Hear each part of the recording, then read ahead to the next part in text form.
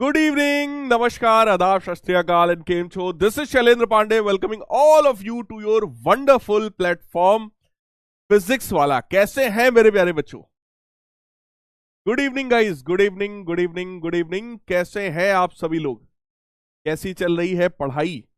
एक वीक में तीसरी बार मैं आ गया हूं फिजिक्स फिर से लेकर के. देखो यार, कोई भी टीचर अगर लेक्चर कैंसिल करता है, मैं तो कोशिश करता हूं कि वो लेक्चर मुझे मिल जाए ताकि ज्यादा से ज्यादा सिलेबस हम लोग कवर कर सके, है ना?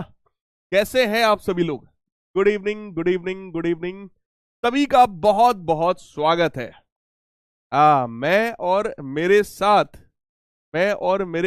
मेरे परम मित्र भी हैं, डुग्गूलाल साहब. आप सभी का बहुत बहुत स्वागत है डुग्गूलाल साहब की तरफ से. हाँ, कैसे हैं आप सभी लोग? डुग्गूलाल साहब भी आपको बड़ा याद कर रहे थे, हाँ, कि हमारे ये विक्ट्री के सारे वीर कहाँ गए और विक्ट्री के सारे बच्चों को कंसेप्ट सिखाना है. डुग्गूलाल साहब आपका बड़ा इंतजार कर रहे थे. यस.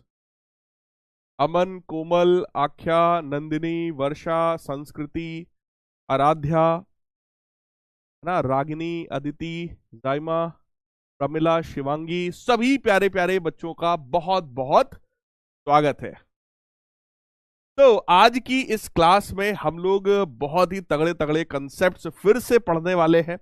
फिजिक्स को बहुत ज्यादा डेप्थ में जाकर के फिर से फील करने वाले हैं. तो सभी लोग जरा चैट बॉक्स में एक बार हार्ट स्पैम कर दें, सभी का दिल दिखाई पड़ जाए चैट बॉक्स में, तो फिर हम लोग अपनी आज की इस बेहतरीन सी क्लास का शुरुआत करें. Good evening, good evening. क्या हाल चाल? बच्चा कह रहा है सर फिजिक्स का टेस्ट था, बहुत अच्छा गया. बहुत बढ़िया भाई, बहुत बढ़िया, क्या बात है. और आप सभी ने खूब मैसेजेस किए मुझे, आप सभी ने इंस्टाग्राम पर खूब पोस्ट डाला है ना? खूब आप सभी ने मेरे को पर्सनल डीएम किया है कि सर बहुत बढ़िया चल रहा है, बहुत मजा आ रहा है, बहुत इन डेप्थ पढ़ाई कर रहे हैं, है ना? मैंने आप सभी का मैसेज देखा था, बहुत सारे मैसेज को शेयर वेयर भी किया था स्टोरी पर, राइट? तो बहुत ही अच्छा लगा मुझे कि आप सभी लोग उस चीज को अप्रिशिएट कर रहे हैं, है ना? जो मेहनत यहाँ पर हम लोग कर रहे हैं आप उसको अप्रिशिएट कर रहे हो, और आप भी मेहनत करते रहोगे और बोर्ड एग्जामिनेशन में टॉप करोगे, इसी उम्मीद के साथ अपने आज के इस सेशन का हम लोग आगाज करने वाले हैं, राइट? सो आज के इस लेक्चर में हम लोग कौन कौन से टॉपिक्स कवर करने की कोशिश करेंगे? सबसे पहला है कपल के बारे में फिर से थोड़ा पढ़ेंगे, इक्विलिब्रियम ऑफ बॉडीज के बारे में बात करेंगे, प्रिंसिपल ऑफ मूवमेंट्स के बारे में बात करेंगे, और फाइनली सेंटर ऑफ ग्रेविटी. ये टॉपिक को भी हम लोग आज के इस सेशन में कवर करने वाले हैं, राइट? क्या बात है, क्या बात है, अरे वाह, बहुत बढ़िया. चलो, तो सबसे पहले रिवीजन की बात करते हैं. मैंने लास्ट क्लास में जाते जाते आप लोगों को एक टॉपिक पढ़ाया था जिसका नाम है कपल. बात यह है कि सर ये कपल होता क्या है, सर ये कपल क्या चीज है? कपल का मतलब समझ लो, always two equal and opposite forces. Two equal and opposite forces two equal and opposite forces forms couple. यानी कि कपल के केस में किसी एक ऑब्जेक्ट पर हमेशा दो इक्वल एंड अपोजिट फोर्स होना चाहिए. यानी कि अगर कोई एक, ये मान लो कोई एक बॉडी है, राइट? कोई एक बॉडी है, इस बॉडी पर एक फोर्स मेरे प्यारे बच्चों अगर इस डायरेक्शन में है एफ फोर्स, तो दूसरा फोर्स अपोजिट डायरेक्शन में होना चाहिए और उसका मैग्नीट्यूड बराबर होना चाहिए. यानी कि दो इक्वल एंड अपोजिट फोर्सेस अगर एक ऑब्जेक्ट पर लग रहे हो और इन दोनों फोर्सेस के बीच का जो परपेंडिकुलर डिस्टेंस है, अगर ये परपेंडिकुलर डिस्टेंस d के बराबर है, तो हम लोगों ने डिफाइन किया था कपल को. Couple is simply defined as the product of one of the forces and perpendicular distance between the force, right? So couple का फॉर्मूला था फोर्स इनटू परपेंडिकुलर डिस्टेंस. लेकिन आइए आपको एक बार इस फॉर्मूले को फिर से हम लोग जो है इसको मैं डिराइव करके दिखा रहा हूं कि आखिर ये F इंटू डी क्यों लिखा. देखो, हम लोगों ने पिछली क्लासेस में पढ़ा था कि सर मूवमेंट ऑफ फोर्स क्या होता है. हम लोगों ने ये पढ़ा कि अगर ये कोई भी एक ऑब्जेक्ट है, ठीक है, इस ऑब्जेक्ट पर एक फोर्स F लगा है, ठीक है, किसी एक पॉइंट के अबाउट हमने बॉडी को अगर फिक्स कर दिया है, तो ये फोर्स इस बॉडी को एंटी क्लॉकवाइज घुमाने की कोशिश करेगा. ठीक है, इस पॉइंट से फोर्स के ऊपर अगर एक परपेंडिकुलर डिस्टेंस बना दे तो उसको मैंने आर से डिनोट किया था।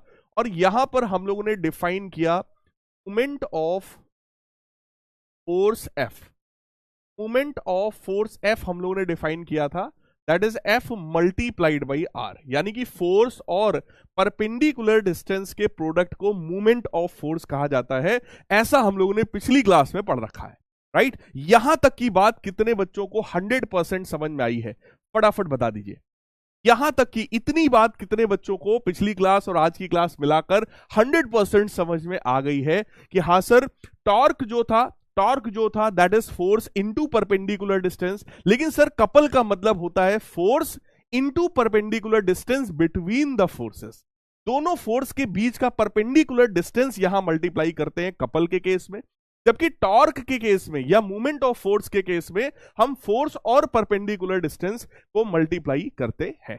ये बात कितने बच्चों को समझ में आ गई है? फटाफट बता दीजिए, तब तक मैं कुछ आगे की बात आपको समझाता हूं। अब जरा सोचो, अगर एक बॉडी ये है, ठीक है, ये एक बॉडी है, इस बॉडी पर बेटा हम लोगों ने दो फोर्सेस लगाए। एक फोर्स मैंने ये लगाया एफ फोर्स, एक फोर्स मैंने ये लगाया एफ फोर्स, और इस बार मैंने क्या किया, कुछ इस तरीके से मैंने दिखाया। इन दोनों फोर्सेस के बीच का डिस्टेंस तो मैंने डी मान रखा है, right? Distance between forces D है, और इन दोनों के बीच में किसी एक पॉइंट पर मैंने बॉडी को फिक्स कर रखा है। बॉडी को किसी एक पॉइंट पर फिक्स कर रखा है। अब मेरे प्यारे बच्चों, पहला वाला ये जो फोर्स था इसका डिस्टेंस मैंने मान लिया r1, और जो दूसरा वाला फोर्स था उसकी मैंने डिस्टेंस मान ली है उस फिक्स वाले पॉइंट से r2। तो यहां पर अब हम लोग दो दो तरह के मूवमेंट्स लिख सकते हैं। आइए पहले चेक करें कितने प्रतिशत बच्चों को समझ में आया है। क्या बात है, 95% बच्चों को पूरी पूरी बात समझ में आई है।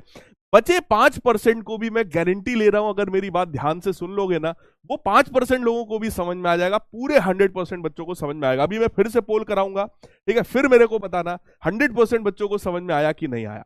समझने की कोशिश करो, सब कुछ क्लियर हो जाएगा। ये देखो जरा, ये एक हमारे पास बॉडी है, बॉडी पर बेटा दो फोर्सेस लग रहे थे, दोनों फोर्स के बीच की दूरी डी थी। मैंने बॉडी को एक पॉइंट पर फिक्स किया, तो इस पॉइंट को हम लोग पाइवट भी बोल सकते हैं, राइट? इस पॉइंट को हम लोग फिक्स्ड पॉइंट भी बोल सकते हैं, है ना? इस पॉइंट से पहले फोर्स की डिस्टेंस को r1 माना और दूसरे वाले फोर्स की डिस्टेंस को हमने r2 मान लिया। अब अगर मैं तुमसे कहूं ये वाला जो फोर्स है, पहला वाला जो फोर्स है, ये इस बॉडी को इस पॉइंट के अबाउट क्लॉकवाइज घुमाएगा या एंटी क्लॉकवाइज घुमाएगा? दो ऑप्शंस हैं आपके पास, पहला ऑप्शन है क्लॉकवाइज और दूसरा ऑप्शन मैं आपको दे रहा हूं एंटी क्लॉकवाइज। क्वेश्चन फिर से बोल रहा हूं, फिर पोल शुरू करूंगा। आपको बताना है कि ये वाला जो फोर्स है, ये फोर्स इस पॉइंट के अबाउट बॉडी को एंटी क्लॉकवाइज घुमाएगा या क्लॉकवाइज घुमाएगा? फटाफट बताओ, 30 सेकंड का टाइम है आपके पास। क्लॉकवाइज घुमाएगा या एंटी क्लॉकवाइज घुमाएगा? फटाफट। हाँ, क्लॉकवाइज या एंटी क्लॉकवाइज? आप लोग अपना आंसर करिए, है ना? आंसर करिए जब तक मैं यहां पे बता रहा हूं आपको। ये वाला जो फोर्स है ना, वो इस सेंटर के अबाउट, देखो इस पॉइंट पर मैं एक उंगली रखूंगा, फिक्स हो गया। जैसा फोर्स है बस वैसे घुमा देंगे, जैसा फोर्स है बस वैसे घुमा देंगे। अगर फोर्स ऊपर है तो ये इस तरफ ले जा रहा है, ये जो डायरेक्शन है ये एंटी क्लॉकवाइज है।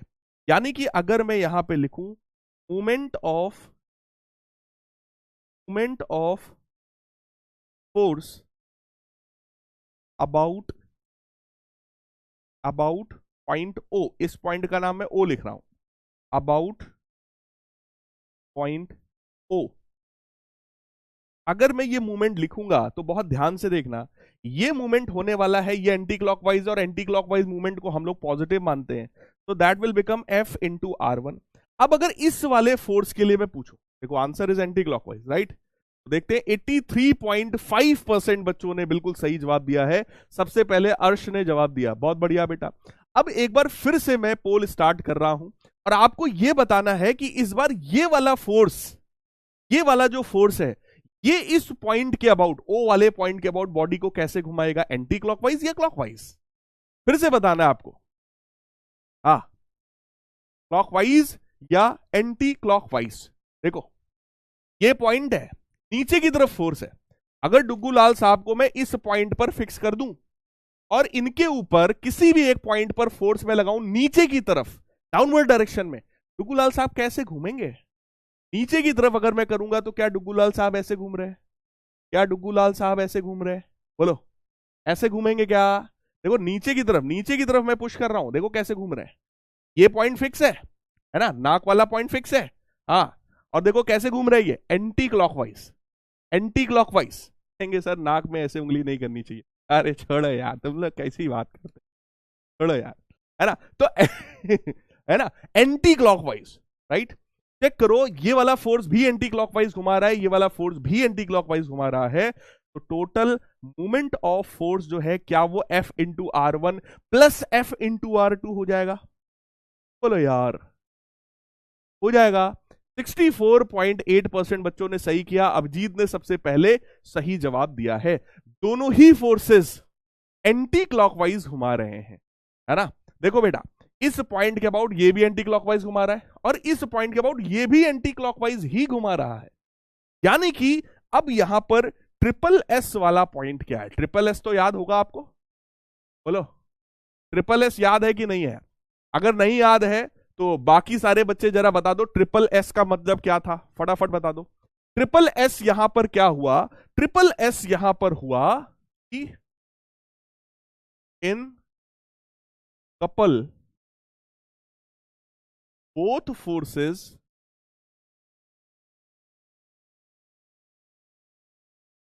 Rotate body in same direction. Triple S का मतलब क्या होता है भैया? ट्रिपल एस का मतलब है Shailendra sir special points, right. तो वो जो स्पेशल पॉइंट है वो पॉइंट ये है कि कपल के केस में दोनों फोर्सेस सेम पॉइंट के अबाउट सेम सेंस में रोटेट कराते हैं। ये भी एंटी क्लॉकवाइज घुमा रहा है, ये भी एंटी क्लॉकवाइज घुमा रहा है, दोनों एंटी क्लॉकवाइज घुमा रहे थे, इसलिए दोनों का जो टॉर्क था, दोनों का जो मूवमेंट था वो पॉजिटिव था। एंटी क्लॉकवाइज मूवमेंट को हम लोग पॉजिटिव मान के चलते हैं और क्लॉकवाइज को निगेटिव मान के चलते हैं। मेरे प्यारे बच्चों, यहां पर ध्यान से आप देखो, अगर मैं मूवमेंट की वैल्यू लिखूं तो that will become F times R1 plus R2, और R1 प्लस R2 हमारा D के बराबर है, तो इसको मैं लिख सकता हूं F मल्टीप्लाइड बाई D, और movement of the forces about point O, इसी को मैंने टाउ से रिप्रेजेंट कर रखा है। तो ये रहा इस वाले फॉर्मूले का डेरिवेशन, है ना। ये रहा इस वाले फॉर्मूले का डेरिवेशन, राइट। कि सर फोर्स और perpendicular distance between the force कहां से आया? तो बेटा आया मूवमेंट ऑफ फोर्स से ही है, राइट। दोनों फोर्सेस का मूवमेंट निकालकर जैसे ही ऐड करोगे तो आंसर आएगा force into perpendicular distance between the forces. और ट्रिपल एस यहां पर यह है कि दोनों फोर्सेस बॉडी को सेम डायरेक्शन में ही रोटेट कराने की कोशिश करेंगे। बोलो यार, क्या ये बात समझ में आई? क्या ये बात समझ में आई? क्या ये बात समझ में आई? Is this 100% clear, right. तो ये खेल है बेटा कपल का। कपल आपको पिछली क्लास में मैंने पढ़ाया था, कपल अच्छे से पता होना चाहिए, है ना। कपल कैसी क्वांटिटी है भैया? कपल एक वेक्टर क्वांटिटी है कि इसके पास डायरेक्शन है। अब अगर ये एंटी क्लॉकवाइज है तो इसका डायरेक्शन मैंने क्या बताया था? एंटी क्लॉकवाइज है तो डायरेक्शन आउटवर्ड्स, क्लॉकवाइज है तो डायरेक्शन इनवर्ड्स हो जाएगा। So that is a vector quantity. इसके बाद अगर मैं इसकी एसआई यूनिट्स की बात करूं, एसआई यूनिट्स की अगर मैं बात करूं तो वही टॉर्क वाला है भैया, टॉर्क वाला है क्या? Newton metre. अगर मैं सीजीएस यूनिट की बात करूं, वही है बेटा क्या? Dyne, dyne centimetre.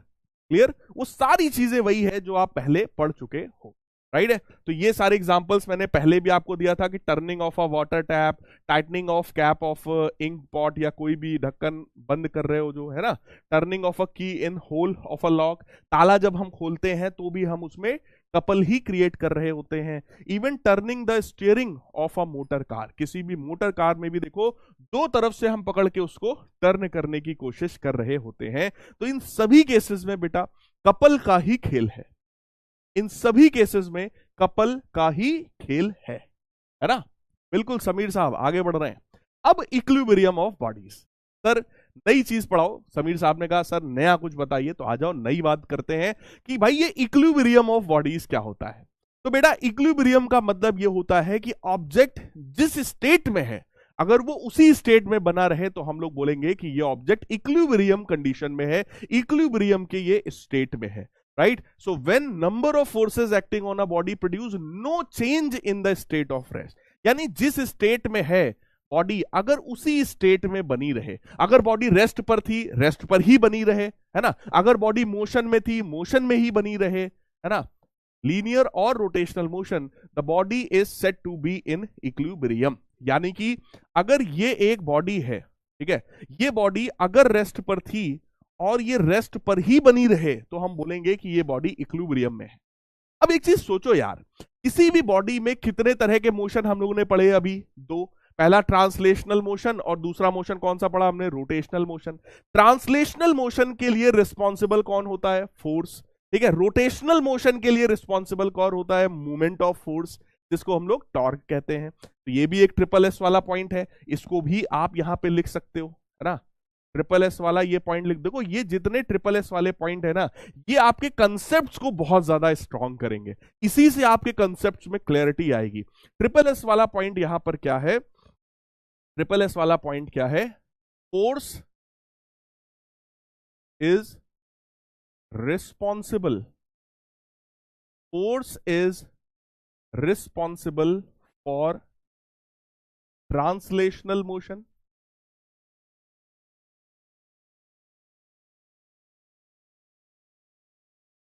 but movement of force, जिसको हम लोग टॉर्क भी कहते हैं ना, movement of force जिसको हम लोग टॉर्क भी कहते हैं, that is responsible for rotational motion।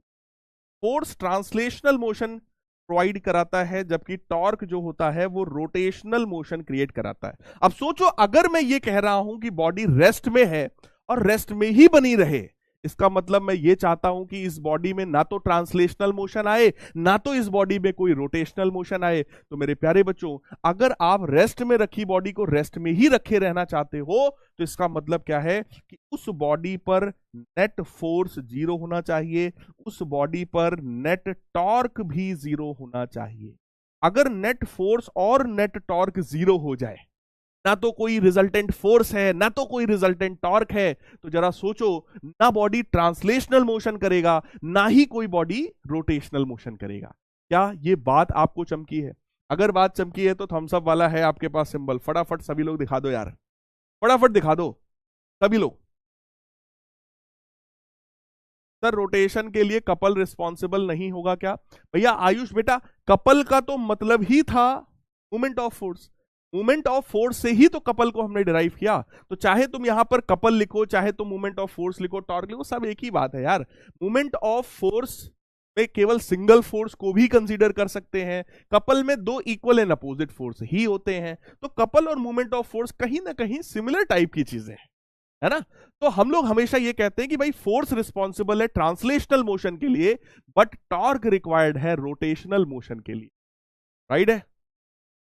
क्या बात है, बहुत बढ़िया, ठीक है। तो बेटा अगर रेस्ट में रखी बॉडी है, रेस्ट में ही रखना चाहते हो, तो आपको नेट फोर्स और नेट टॉर्क जीरो करना पड़ेगा, ठीक है। अब एक चीज मेरे को बताओ, एक चीज मेरे को बताओ, अगर किसी भी ऑब्जेक्ट पर नेट फोर्स जीरो है तो बेटा उसका नेट एक्सेलरेशन भी जीरो हो जाएगा, क्योंकि फोर्स m इंटू ए के बराबर होता है। अगर फोर्स जीरो है तो एक्सेलरेशन भी जीरो हो जाएगा। एक्सेलरेशन जीरो होने का मतलब है उस ऑब्जेक्ट की जो वेलोसिटी है वो मेरे प्यारे बच्चों कैसी हो जाएगी?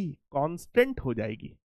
अगर डुग्गूलाल साहब पर नेट फोर्स जीरो हो जाए, अगर डुग्गूलाल साहब पर नेट फोर्स जीरो हो जाए, ना कोई पुश है ना कोई पुल है, नेट फोर्स जीरो है, तो इनका एक्सेलरेशन जीरो। एक्सेलरेशन जीरो होने का मतलब इनमें वेलोसिटी में, इनकी वेलोसिटी में कोई चेंज नहीं होगा, कोई वेलोसिटी में चेंज नहीं होगा। और अगर वेलोसिटी में चेंज नहीं होगा, इसका मतलब इनकी वेलोसिटी कैसी हो गई भाई साहब? इनकी वेलोसिटी कैसी हो गई?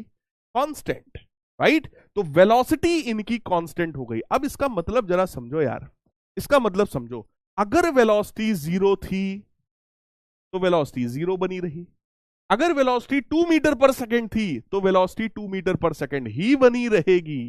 क्लियर है क्या? अगर ऑब्जेक्ट इक्विलिब्रियम कंडीशन में है तो इक्विलिब्रियम का सिंपल सा मतलब क्या है? ऑब्जेक्ट अगर रेस्ट में था तो वो रेस्ट में ही बना रहेगा क्योंकि नेट फोर्स और नेट टॉर्क जीरो है। और अगर कोई ऑब्जेक्ट कांस्टेंट वेलोसिटी से मूव कर रहा था तो वो कांस्टेंट वेलोसिटी से ही मूव करता रहेगा अगर वो इक्विलिब्रियम कंडीशन में है तो। यही कारण है कि इक्विलिब्रियम के दो टाइप्स हो गए, इक्विलिब्रियम के दो टाइप्स हो गए।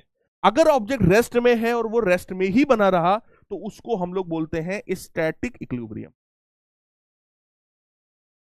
तो हम लोग क्या बोलते हैं? Static equilibrium. ऑब्जेक्ट रेस्ट में है और रेस्ट में ही बना रहे तो उसको नाम क्या दिया गया? Static equilibrium. Right, net force zero, net torque zero. उसी की जगह पर ये एक बॉडी थी जो कि हमारी 2 मीटर पर सेकेंड से एक कांस्टेंट वेलोसिटी से मान लो ये मूव कर रही है, और कांस्टेंट वेलोसिटी का मैं एग्जांपल मान लो मैंने दे दिया, 2 मीटर पर सेकेंड से ये इधर की तरफ मूव कर रही है और ये कंटिन्यूअसली 2 मीटर पर सेकेंड से मूव करती ही जा रही है राइट डायरेक्शन में, तो मैं इसको बोलूंगा ये हमारी डायनेमिक इक्विलिब्रियम में है।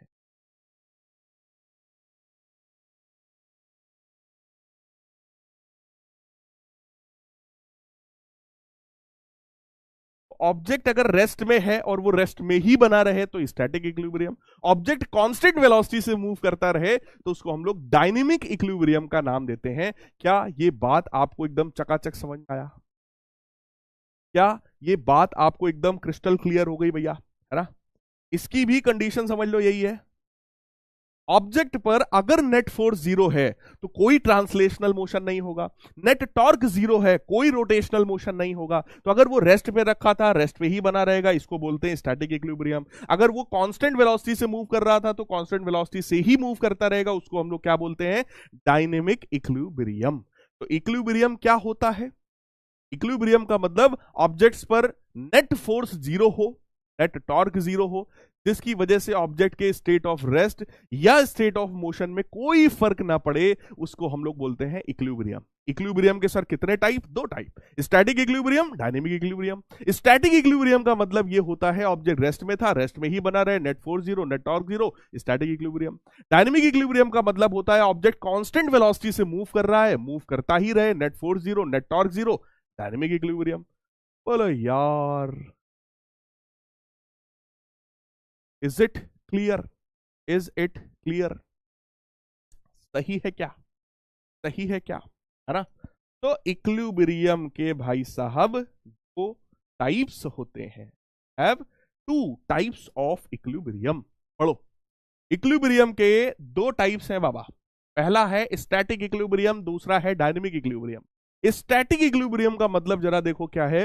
When a body remains in state of rest, body remains in a state of rest under the influence of several forces, the body is in static equilibrium। अगर कुछ फोर्सेस लग रहे हो जिनका रिजल्टेंट जीरो होगा हमेशा, ये बात ध्यान रखना। Under the influence of several forces भले हैं, लेकिन उन सेवरल फोर्सेस का जो रिजल्टेंट है, जो रिजल्टेंट फोर्स होगा, दैट इज ऑलवेज जीरो। जैसे एक ये बॉडी आपके सामने है, इस बॉडी पर देखो दो फोर्सेस हैं, एफ फोर्स इधर, एफ फोर्स इधर। बॉडी पर कितने फोर्सेस हैं? दो। लेकिन कोई पूछे रिजल्टेंट फोर्स कितना है, तो रिजल्टेंट फोर्स यहां पर जीरो के बराबर है। रिजल्टेंट फोर्स बेटा कितना है? जीरो के बराबर है। क्या ये बात समझ में आई? क्या ये बात समझ में आई? एक बच्चे ने बोला कि sir why velocity not speed. बेटा फोर्स जीरो होगा तो एक्सेलरेशन जीरो होगा। फोर्स वेक्टर क्वांटिटी है, एक्सेलरेशन भी वेक्टर क्वांटिटी है, और एक्सेलरेशन की डेफिनेशन में वेलोसिटी आता है, स्पीड नहीं आता। एक्सेलरेशन क्या है? Rate of change of velocity, right, delta we upon delta T. तो वेलोसिटी की बात करेंगे, वेलोसिटी में स्पीड भी आ जाता है और डायरेक्शन भी आ जाता है, राइट। तो पीछे मैंने यही कहा था, ऑब्जेक्ट जिस डायरेक्शन में जा रहा है, जिस स्पीड से जा रहा है, अगर वो उसी स्पीड से उसी डायरेक्शन से जाता जाएगा तो भैया उसको डायनेमिक इक्विलिब्रियम बोलेंगे, सीधी बात। राइट है क्या?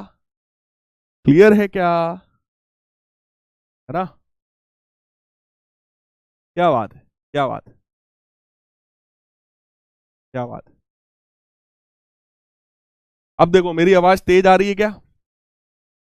सब लोग देखो और मेरे को बताओ, क्या मेरी आवाज पहले से अब और ज्यादा तेज आ रही है क्या? सही है ना? तो ये पहला केस है। देखो ऑब्जेक्ट पर दो दो फोर्सेस लग रहे हैं, ऑब्जेक्ट पर दो फोर्सेस लग रहे हैं, एक लेफ्ट में एक राइट में, लेकिन नेट फोर्स कितना है बेटा? 0 के बराबर। राइट? यहां पर देखो तराजू पर दो दो मासेस रखे हुए हैं, लेकिन कोई पूछे कि भाई कितने फोर्सेस हैं, इसका वेट इसका वेट, लेकिन नेट फोर्स कितना हुआ? 0, क्योंकि दोनों ने एक दूसरे को क्या किया? बैलेंस कर दिया। जब आप इसके बराबर वेट यहां पर रख दोगे, जितना वेट इसका है W, उतना ही वेट आप यहां पे रख दोगे, तो ये इक्विलिब्रियम में आ जाएगा, रुक जाएगा, जहां था वहीं बना ही रहेगा, अब वो हिलने वाला नहीं है अपनी जगह से। इसको बोलते हैं स्टैटिक इक्विलिब्रियम। तो तराजू का जो केस है, वेट बैलेंस का जो केस है, वो हमारा स्टैटिक इक्विलिब्रियम का केस होता है। राइट है? दिव्यांश ने बोला सर फोर्स में वेलोसिटी कहां से आया? दिव्यांश बाबू, फोर्स जो है वो मास इंटू एक्सेलरेशन के बराबर होता है। किसी भी ऑब्जेक्ट का मास तो 0 हो नहीं सकता, तो अगर फोर्स 0 है तो इसका मतलब बेटा उसका एक्सेलरेशन 0 होगा। बात आई सर ये एक्सेलरेशन क्या होता है? एक्सेलरेशन का मतलब होता है change in velocity upon time interval का 0 हो जाना। अब टाइम इंटरवल तो 0 होता नहीं कभी, टाइम तो हमेशा ही बढ़ता जाएगा भैया, टाइम इंटरवल 0 हो नहीं सकता, तो फिर 0 क्या होगा? Delta we. डेल्टा वी क्या था? चेंज इन वेलोसिटी का 0 हो जाना। और अगर वेलोसिटी का चेंज 0 है, वेलोसिटी में होने वाला चेंज 0 है, इसका मतलब वेलोसिटी में कोई चेंज नहीं हुआ। और अगर वेलोसिटी में चेंज नहीं हुआ तो इसका मतलब क्या है? वेलोसिटी कैसी हो गई बेटा? कांस्टेंट हो गई। सीधा सा मतलब है, अगर फोर्स 0 है, ठीक है, if force is equal to 0, simple funda है, अगर फोर्स 0 है तो मेरे प्यारे बच्चों वेलोसिटी कैसी होती है? कांस्टेंट। राइट? वो वेलोसिटी कांस्टेंट होगी, जैसी थी वैसी ही बनी रहेगी। राइट? ठीक है, चलो थोड़ा डाउट्स की बात करते हैं, आपका डाउट देखते हैं। सूर्यांश ने कहा सर अगर फोर्स लगाएं और ऑब्जेक्ट मूव ना करे तो इसका मतलब है कि वो ऑब्जेक्ट स्टैटिक इक्विलिब्रियम है। हाँ कह सकते हो, आपने ऑब्जेक्ट पर फोर्स लगाया बट ऑब्जेक्ट मूव नहीं किया, इसका मतलब ऑब्जेक्ट पर नेट फोर्स 0 है। नेट फोर्स 0 होगा तो हम उसको स्टैटिक इक्विलिब्रियम बोल सकते हैं। Sir in my unit test the physics paper came based of concepts, not even a question came from the book, so sir the same pattern will be followed in half yearly, will the paper come based on concepts or from the book? Anushka बेटा मैं आपको एक चीज बता दूं, physics is always about the concept. यही कारण है कि मैं आपको इतना डिटेल में पढ़ा रहा हूं, इतनी सारी चीजें बता रहा हूं, बहुत सी ऐसी भी चीजें बता रहा हूं जो शायद तुमको तुम्हारी किताब में न मिले बट मेरे लेक्चर्स में आपको मिलेगा। तो मैं आपको फिजिक्स में उस लेवल पर ट्रेंड कर रहा हूं कि आप सीबीएसई बोर्ड के ना 11th और 12th वाले बच्चों के साथ भी बैठ करके फिजिक्स के बारे में बात कर सकते हो, ये मेरी गारंटी है। अगर आपने रेडियंट में मेरे से पढ़ा है, आप विक्ट्री में मेरे से पढ़ रहे हो, इन 2 साल में मैं आपको ऐसा तैयार कर दूंगा कि आप 11th 12th वाले बच्चों से टक्कर ले सकते हो।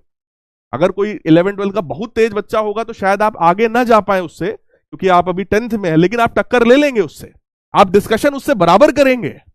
बात समझ में आ रही है? तो आप इस चीज को समझो, कंसेप्ट्स को मैं स्ट्रॉन्ग करा दूंगा, don't worry. Sir light particle का मास 0 होता है? हाँ बेटा। सर अलग इक्विलिब्रियम मतलब ये है वो जिस स्टेट में है वहीं रहे, इक्विलिब्रियम होता है, तब तो वो इनर्शिया हो गया। हाँ लीजेंड साहब हैं हमारे यूपी में, बहुत सारे लीजेंड्स हैं, तो ये भी हैं एक लीजेंड साहब। बच्चा इक्विलिब्रियम का मतलब ही यही होता है कि ऑब्जेक्ट के स्टेट में किसी तरह का चेंज ना आए। रेस्ट में है, रेस्ट बना रहे, यही इनर्शिया ऑफ रेस्ट है। मोशन में है तो मोशन में बना रहे, यही इनर्शिया ऑफ मोशन होता है। यानी कि अगर मैं तुमको बात करूं इक्विलिब्रियम का, तो खुद सोचो, इक्विलिब्रियम का मतलब मैंने क्या बताया? फोर्स का 0 होना। और फोर्स का 0 होना मतलब इनडायरेक्टली हम लोग न्यूटन साहब के फर्स्ट लॉ की बात कर रहे हैं। न्यूटन का फर्स्ट लॉ भैया यही तो होता है कि ऑब्जेक्ट पर फोर्स 0 है तो ऑब्जेक्ट के स्टेट पर कोई चेंज नहीं आता। ठीक है? The body will be in state of rest और of uniform motion until and unless any external force is applied. तो फोर्स अप्लाई करने के पहले की जो बात है वो न्यूटन साहब के फर्स्ट लॉ में है, और फोर्स अप्लाई करने के जस्ट बाद की जो बात है वो न्यूटन साहब के सेकंड और थर्ड लॉ की बात है। राइट? तो आपका पॉइंट बिल्कुल लेजेंड साहब सही है। सर फिजिक्स में चैप्टर समझ में आ जाता है लेकिन एग्जाम टाइम में कंफ्यूजन हो जाता है। सोनाली बेटा इसका मतलब आपके कंसेप्ट्स में प्रॉब्लम है। वो कंसेप्ट जैसे ही अभी आपके अच्छे हो जाएंगे ना, आपकी सारी प्रॉब्लम जो है वो खत्म हो जाएगी। क्लियर है? क्लियर है? फटाफट यार जरा चैट बॉक्स में एक बार आग लगा दो अगर आपको मेरी बात एकदम क्रिस्टल क्लियर समझ में आ रही है। ठीक है, देखो मैं आपको बताऊं बेटा, इस बैच में हजारों बच्चे हैं, हजारों की संख्या में बच्चे हैं, राइट। और आप सबकी सारी बात मेरे तक तो ऑब्वियस है नहीं आ सकती है ना। आप लोग यहाँ पे कमेंट करते हो, डाउट पूछते हो, ऑब्वियस है, बट सारे डाउट्स को मैं एक साथ सॉल्व नहीं कर सकता, आपको भी पता है प्रैक्टिकली पॉसिबल नहीं है। लेकिन हम लोग जब पढ़ाते हैं, मतलब स्पेशली जब मैं अपनी बात कर रहा हूं, जब मैं पढ़ाता हूं तो मैं पूरी कोशिश करता हूं कोई भी पॉइंट ना बचे। कोई पॉइंट नहीं बचेगा अगर आप ध्यान से मेरी बात को सुन रहे हैं तो। उसके बाद भी कुछ कुछ डाउट्स क्लास में, और क्लास के बाद बहुत सारे डाउट्स मैं डेली सॉल्व करता हूं। आप में से बहुत सारे ऐसे बच्चे होंगे जिनके पास मेरा जवाब पहुंचा होगा। मैं वॉइस रिकॉर्ड करके आपके डाउट्स का सोल्यूशन आपको देता हूं। बहुत सारे बच्चों को मिला भी होगा, वो लोग चैट बॉक्स में बता भी सकते हैं कि हाँ भाई सर ने मेरा रिप्लाई किया था, मेरे डाउट को सर ने क्लियर किया था, राइट। तो मेरे प्यारे बच्चों, आप ध्यान से मेरी एक एक बात को सुनो, गारंटी ले रहा हूं फिजिक्स में कोई ऐसा टॉपिक नहीं बचेगा जो तुम कर ना पाओ एग्जाम में, राइट। चलो, है ना, क्या बात है, सबने आग लगा दिया है। अब आया भैया डायनेमिक इक्विलिब्रियम। डायनेमिक इक्विलिब्रियम का मतलब क्या होता है? When a body remains in the same state of motion, वो जिस भी स्टेट में था मोशन के, अगर वो उसी में बना रहे तो उसको हम लोग क्या बोलते हैं? Dynamic equilibrium, right. चाहे वो ट्रांसलेशनल मोशन में था, रोटेशनल में था, जैसे में भी था वैसे में बना रहे तो उसको हम लोग क्या बोलेंगे? Dynamic equilibrium. एग्जाम्पल के तौर पर हमसे कह रहे हैं जब कोई पानी की बूंद नीचे अर्थ पर आती है, पानी की बूंद ऊपर से गिरती है बादलों से, बादल से गिर के जब वो अर्थ की तरफ आती है तो पानी की बूंद पर सबसे पहला फोर्स लगता है उसका अपना वेट, डाउनवर्ड डायरेक्शन में। और जब वो नीचे की तरफ आती है ना तो उसके ऊपर बेटा अपथ्रस्ट का फोर्स भी लगता है, उसके ऊपर बायंसी का फोर्स भी लगता है, जो आपने 9th में पढ़ा था, है ना। बायंट फोर्स भी इसके ऊपर लगता है, बायंसी का फोर्स। इवन थोड़ा सा फोर्स इसके ऊपर एयर के फ्रिक्शन का भी लगता है, जिसको हम लोग विस्कस फोर्स बोलते हैं या ड्रैग फोर्स भी कहा जाता है। एयर के फ्रिक्शन को ड्रैग फोर्स कहा जाता है। मैं लिख रहा हूं, एयर का जो फ्रिक्शन होता है ना,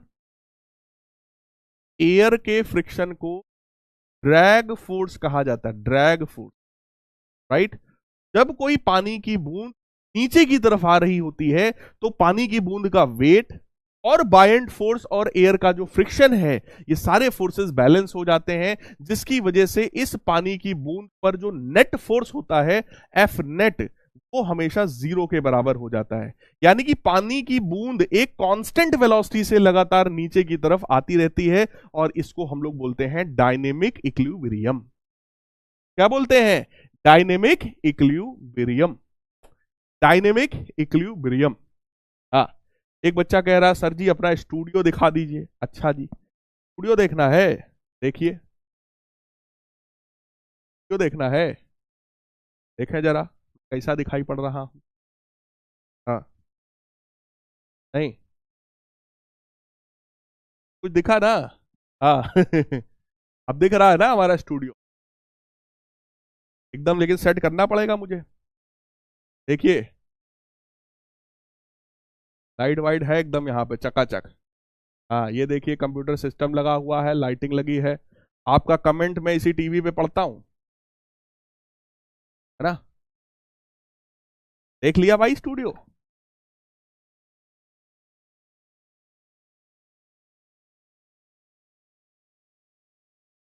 भैया डुग्गू लाल साहब आराम कर रहे हैं, आराम करने दीजिए, राइट। चलो जी, तो आगे की बात करते हैं हम लोग। अब एरोप्लेन की बात करते हैं। यार एरोप्लेन में क्या होता है जरा सोचो। एरोप्लेन कह रहे हैं सर जी हाफ पैंट भी दिख गया। हाँ हाँ, अब देखो मास्टर लोग बढ़िया आराम से जो है शॉर्ट्स पहन लेते हैं, टी शर्ट पहन लेते हैं, आराम से चौकस क्लास चल रहा है। हाँ, क्या बात। यस यस, चलता है। ये ऑनलाइन क्लास का देखो ये बड़ा मतलब हम लोग के लिए बढ़िया है, आराम से है, हाफ पैंट पहन लिया, मास्टर साहब पढ़ा रहे हैं। ऑफलाइन क्लास में ऐसा होता तो कैसे काम चलता, ना चलता, है ना। यस यस, गेमिंग पीसी है, यस। तो फिलहाल एरोप्लेन की मैं बात करता हूं। कोई भी एरोप्लेन जो होता है वो हवा में जब कांस्टेंट स्पीड से मूव कर रहा होता है, तो वहां भी यही बात है बेटा कि एरोप्लेन का जो वेट है और इसके ऊपर जो अपवर्ड लिफ्ट वाला जो फोर्स लगता है, इसको भी आप बायंट फोर्स भी कह सकते हो अभी फिलहाल, राइट। तो वेट बायंट फोर्स के साथ बैलेंस हो जाता है और इसकी वजह से एरोप्लेन पर भी नेट फोर्स 0 हो जाता है। तो एरोप्लेन भी हमारा डायनेमिक इक्विलिब्रियम में है, एरोप्लेन भी हमारा डायनेमिक इक्विलिब्रियम में है। अरे यार, डायनेमिक इक्विलिब्रियम में है, राइट है क्या? राइट है क्या? हाँ, चलो भाई। Conditions for equilibrium. इक्विलिब्रियम की कंडीशंस क्या है? सिर्फ दो खूबसूरत सी कंडीशंस है। सबसे पहली कंडीशन है कि सर नेट फोर्स 0 होना चाहिए, राइट। सबसे पहली कंडीशन है सर नेट फोर्स 0 होना चाहिए। और दूसरी कंडीशन है sir net torque, net moment of force भी 0 होना चाहिए। बस दो ही कंडीशंस है। नेट फोर्स का 0 हो जाना ताकि कोई ट्रांसलेशनल मोशन ना हो, नेट टॉर्क का 0 हो जाना ताकि कोई रोटेशनल मोशन ना हो। इसी को हम लोग इक्विलिब्रियम कहते हैं। इक्विलिब्रियम की दो ही कंडीशंस होती, राइट। अब बात आई सर ये नेट टॉर्क का 0 हो जाना, सर इसका क्या मतलब है? इसका मतलब ये है, इसका मतलब ये है कि भैया क्लॉकवाइज टॉर्क और एंटी क्लॉकवाइज टॉर्क दोनों का बराबर हो जाना। क्लॉकवाइज और एंटी क्लॉकवाइज टॉर्क अगर दोनों आपस में बराबर हो जाएंगे तो नेट टॉर्क 0 हो जाएगा। क्लॉकवाइज टॉर्क और एंटी क्लॉकवाइज टॉर्क अगर दोनों बराबर हो जाएंगे तो नेट टॉर्क 0 हो जाएगा मेरे प्यारे बच्चों। तो इक्विलिब्रियम की कितनी कंडीशंस हो गई? दो। पहली कंडीशन टोटल फोर्स 0 होना चाहिए। दूसरी कंडीशन जो क्लॉकवाइज टॉर्क है वो एंटी क्लॉकवाइज टॉर्क के बराबर होना चाहिए। बोलो यार, तो यार, is it clear? Is it clear?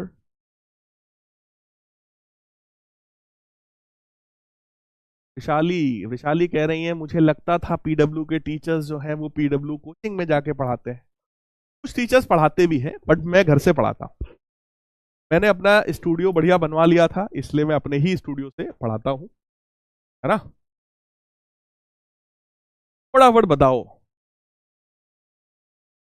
दिल ने ये कहा है दिल से, मोहब्बत हो गई है तुमसे, मेरी जान मेरे दिल बर थोड़ा।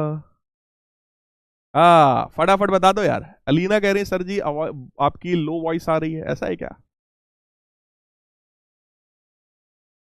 थैंक यू बेटा, thank you thank you thank you. Yes.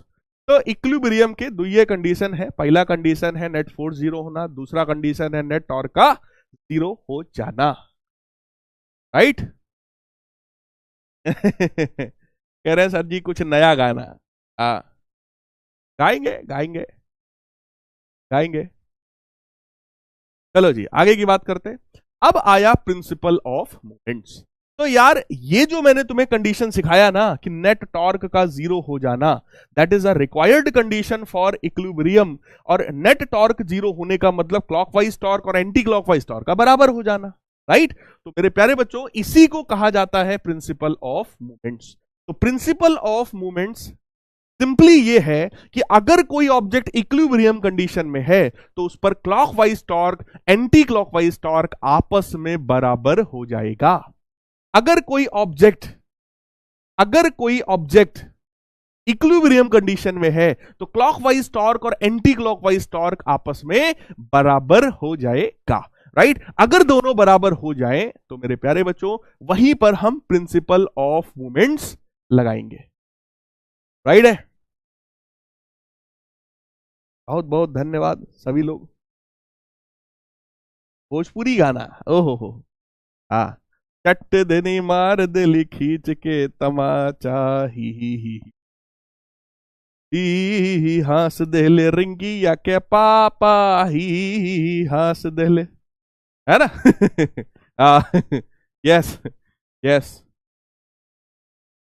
तो मेरे प्यारे लाल बाल गोपाल, अगर ऑब्जेक्ट पर टोटल एंटी क्लॉकवाइज मूवमेंट और टोटल क्लॉकवाइज मूवमेंट आपस में बराबर हो जाए तो हम बोलेंगे कि यहीं पर हम प्रिंसिपल ऑफ मूवमेंट्स अप्लाई कर रहे हैं। राइट? यस। तो भैया according to principle of movements, if algebraic sum of movements of all the forces acting on a body about axis of rotation is zero, कह रहे हैं कि अगर सारे टॉर्क का सम जीरो के बराबर हो जाए तो बॉडी इक्विलिब्रियम में होती है। तो कौन सी नई बात बता रहे हैं, ये तो हम लोग को पहले से पता है कि इक्विलिब्रियम की ये कंडीशन है, नेट फोर्स जीरो होना, नेट टॉर्क जीरो होना, दोनों अगर जीरो हो जाए तो बॉडी इक्विलिब्रियम में आ जाती है भाई साहब। तो अगर टॉर्क को जीरो करेंगे तो clockwise torque anti clockwise torque के बराबर हो जाएगा। ये जो बहन जी लोग बैठी हैं, हाँ चारों बहन जी ही हैं, हाँ बंदरिया भी लग रही है लेकिन ठीक है। तो जो ये जो ये जो चारों बहन जी लोग बैठी हैं, जरा आप देखो, अगर ये एक झूले पे बैठी हैं, ये जो पॉइंट है ये एक फिक्स पॉइंट है, यानी कि ये जो झूला है वो इसी पॉइंट के अबाउट या तो नीचे या तो ये ऊपर है ना, ये ऐसे ऐसे ऐसे ऐसे कर रहा होगा। राइट? तो जरा सोचो, ये जो बहन जी लोग हैं इनका वेट झूले को ऐसे ले जाएगा नीचे क्लॉकवाइज, और ये जो बहन जी लोग बैठी हैं ये एंटी क्लॉकवाइज लेके जाएगा। जरा ध्यान से चेक कर लो, ध्यान से चेक कर लो, है ना। अगर ये क्लॉकवाइज और ये एंटी क्लॉकवाइज दोनों बराबर हो जाए, बराबर हो जाए, है ना, हाँ अगर ये दोनों बराबर हो जाए मेरे प्यारे बच्चों, तो भैया प्रिंसिपल ऑफ मूवमेंट लग गया। अरे भाई क्या ये बात समझ में आई? यस।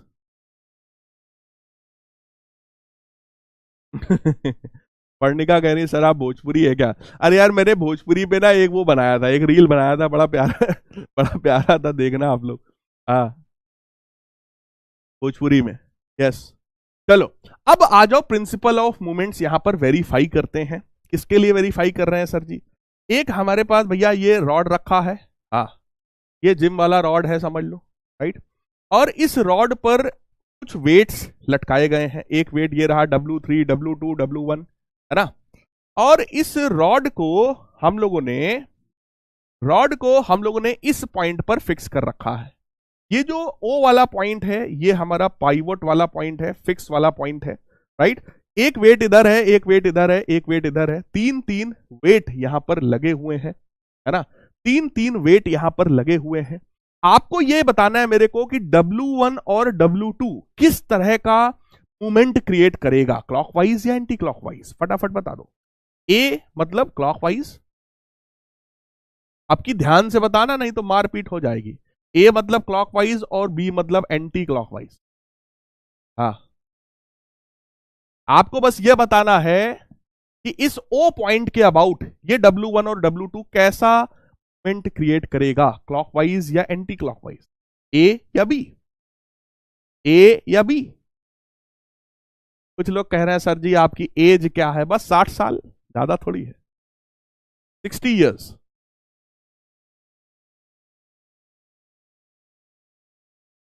हाँ तो ये जो W1 और ये जो W2 है ये क्लॉकवाइज घुमाएगा या एंटी क्लॉकवाइज घुमाएगा? अब इन W1 W2 की जगह सोचो जरा, दो बंदरियां बैठी हैं जैसे पीछे बैठी थी, अगर ये दोनों बंदरियां बैठी हैं तो ये झूले को नीचे ले जाएंगी कि ऐसे ऊपर उड़ा देंगी बैठ के? हाँ बताओ बताओ बताओ, लगाओ दिमाग। और अगर गलत किया, हाँ तो हमारे घर में बहुत सारा डंडा उंडा है, यहाँ पे मारपीट हो जाएगा, समझ लेना।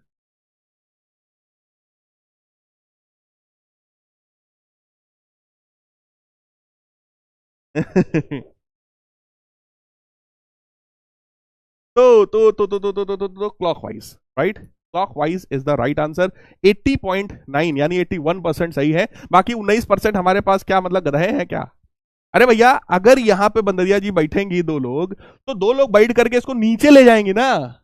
अरे यार क्लॉकवाइज घुमाएंगी बेटा, घड़ी की दिशा में घुमाएंगी ना। अरे सर आप तो घड़ी भी डिजिटल वाली पहनते हैं, ऐसे कैसे दिखाए?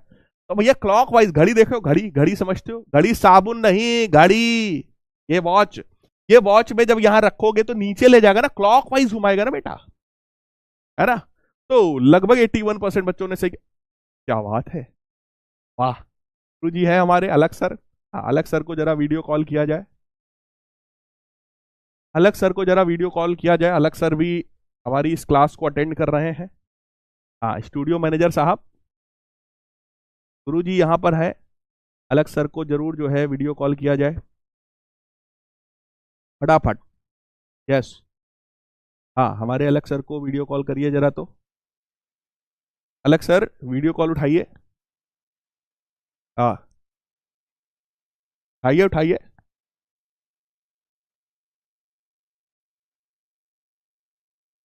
अरे सर उठाइए, कहाँ गए आप? उठाओ उठाओ। मालिक कहाँ गए सर? उठाओ उठाओ सर। तो फिलहाल अलग सर ने सबसे सही जवाब दिया है। अलग सर तो वैसे ही फिजिक्स के एक्सपर्ट हैं, वो तो जवाब देंगे ही देंगे, है ना? हाँ। अरे दादा, इतनी खतरनाक आवाज किसकी है? ऐसी तो आवाज नहीं थी अलग सर की, मैं तो मिला था अभी पार्टी में उनसे। है? अरे दादा रे, जुड़वा वाला मामला है। हाँ ये देखो, जुड़वा वाला मामला है।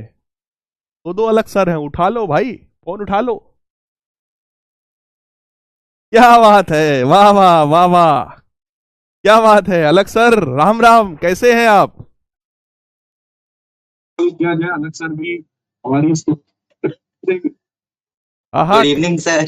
गुड इवनिंग बच्चा, गुड इवनिंग, कैसे हैं आप? तो अलग सर है, उठा दो मत। सर मैं अच्छा हूँ, आप कैसे हैं? मैं एकदम चकाचक। आपका नाम सच में अलग है? नहीं नहीं, वो अच्छा। मेरा नाम अरसलान है, मैंने बस मस्ती में चेंज किया था, तो फिर मैं दोबारा चेंज नहीं कर पाया। तो सही है, मतलब अलग सर का नाम यूज कर रहे हो कंपनी में, ताकि सब लोग सोचें कि भैया अलग सर क्लास में हैं, मास्टर लोग अच्छे से पढ़ाएं, ऐसा। Yes sir. पढ़ाई कैसी चल रही है? सर कहाँ के रहने वाले हो बच्चा? सर मैं कोलकाता। कोलकाता के रहने वाले हो। पढ़ाई कैसी चल रही है? विक्ट्री बैच में मजा आ रहा है कि नहीं? हाँ सर बहुत, मैं तो रेडियंट में भी था। अच्छा, रेडियंट में भी थे, पुराना बच्चा है, क्या हाँ, बात है, क्या बात है। तो कितना मार्क्स वगैरह बना आपका स्कूल में? फिजिक्स में। हाँ। फिजिक्स में मेरा 68 आया था सर। अरे राम राम, कितने में? 80 में। अरे यार, तुम तो मतलब मेरी नाक कटा दियो है, ऐसा। नहीं नहीं सर, वो मतलब कि जैसे मेरा कोई बात प्रोजेक्ट और नहीं, कॉपी की वजह से मार्क्स कट गया था। अच्छा कोई दिक्कत नहीं है। तो वो जो भी कमी रह गई हो उसको सुधार करना है ना? और इस बार यस जरूर अच्छा नंबर लाओगे भाई। Yes sir. हाँ, अलग सर का नाम लिए हो, फिजिक्स में नंबर नहीं आएगा तो कैसे काम चलेगा, है? Yes sir. है ना? चलो बढ़िया बेटा, मस्ती से पढ़ाई करो, लेकिन पढ़ाई करो, राइट? चलो फिलहाल अलग साहब ने बहुत ही सही जवाब दिया, एकदम सही जवाब दिया। चलो अब मैं हम लोग यहां पर कैलकुलेशन वाली बात करते हैं। देखो बेटा, यहां पे W1 और W2 जो है ना, वो क्लॉकवाइज मूवमेंट क्रिएट करेगा, राइट? तो W1 की वजह से मैं अगर मूवमेंट लिखूं, movement of force, movement of force due to W1 अगर मैं लिखूं, तो दैट विल बिकम, फोर्स कितना है बेटा W1 और लेंथ कितना है L1।